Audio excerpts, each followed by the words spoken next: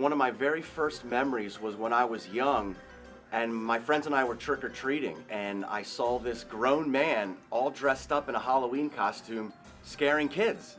And I didn't see a lot of adults at this point in my life doing that, so it was it left a huge impression. I mean, that was like monumental for me. It was like, okay, it's okay for adults to dress up and have fun too.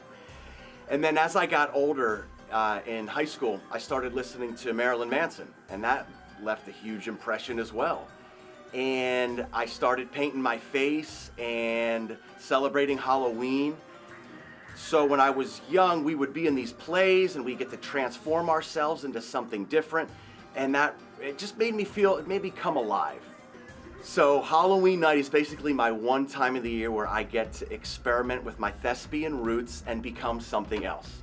So the inception of Gus was really Marilyn Manson. Into 2000, the costume kind of evolved, and finally, my character Gus was created. And Gus is part zombie, part clown, part witch, and 100% freak show.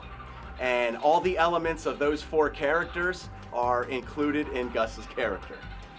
I got the name Gus from my buddy in high school. He named his station wagon Gus. I don't know why, it always stuck with me. It's a different type of name, I'll just say that. Gus is a different type of name.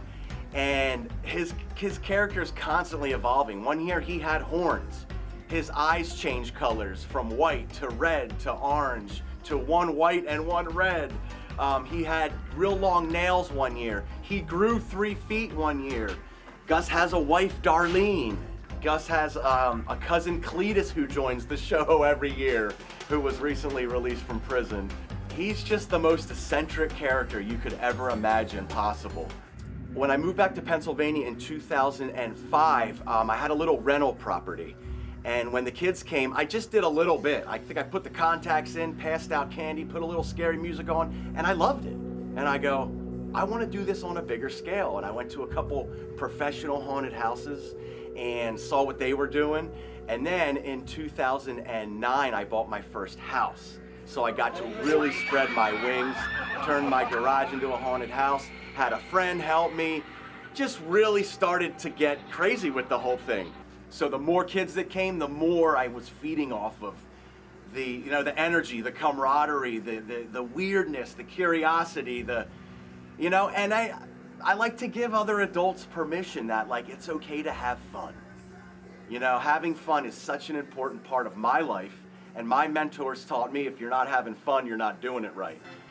There's 6 black lights, 4 strobe lights, blinking lights, colored lights, bubble machines, fireworks, candles, incense, sage. I mean, it's a lot, but I love it. I do think about it throughout the whole year. This is something that I don't just think of in the month of October. I'm kind of brainstorming the whole year. Ooh, maybe I could try that. Maybe I could do that.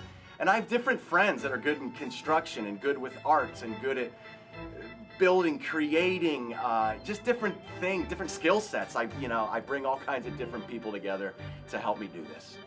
The most important thing to me and Gus is the interaction with the kids. I'm not trying to scare them to a point of they don't want to come in.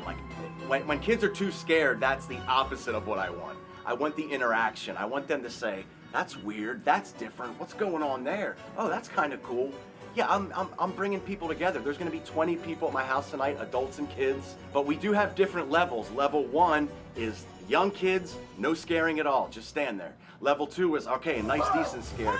And number 3 is go all out, scare as much as you can. So, I have friends that shoot silly string and friends that jump out and friends that just stand there and moan and groan. And last year I had a friend that kind of brought people up the driveway in. So it's every year it's very spontaneous. I don't plan too much, but just kind of let it unfold as the night comes and see what happens. I like it to be spontaneous, but I love bringing people together.